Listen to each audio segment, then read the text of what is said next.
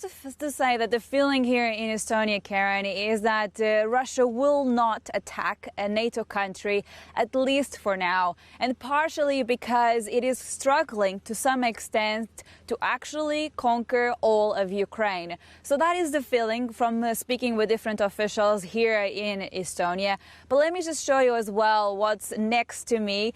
Here you can see 4 Mirage fighter jets. They belong to the French Air Force, and they arrived here in Amari on Sunday. And this is just an example of what NATO is doing here on the ground, stepping up its presence across the eastern flank. And in fact, the French Air Force was meant to replace the Belgian presence here at Amari, but because of these tensions with Russia, both of them are staying, and in fact, the French actually arrived here earlier than expected. So in that context, you can see really how on the ground NATO is moving to be more present here in this part of Europe. And having spoken with different military officials, including as well to the permanent secretary to the Estonian Defense Ministry, I've been indeed asking what is the feeling here, what is the likelihood that Russia will indeed try to attack a NATO country.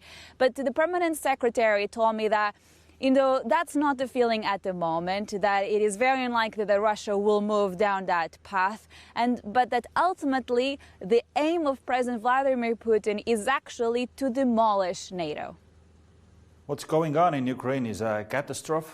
It's clearly a crime by the Russian Federation against Ukraine, against their people, against their country, against their presence, against their future. And it's a crime that should be punished.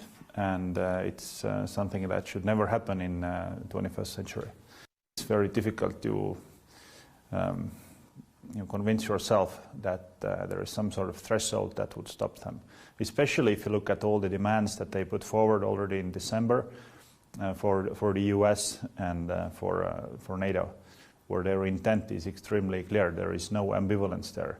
What they want to achieve is to demolish NATO and rebuild the European security architecture as this has been built, well, since Second World War.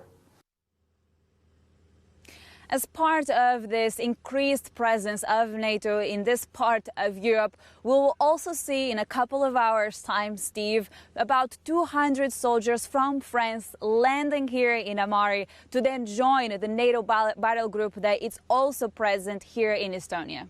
Hi, I'm Joanna Bersecci, and thank you for watching. You can check out more of our videos by clicking on the boxes on the screen. And don't forget to subscribe to our channel for more from CNBC International. Thank you for watching.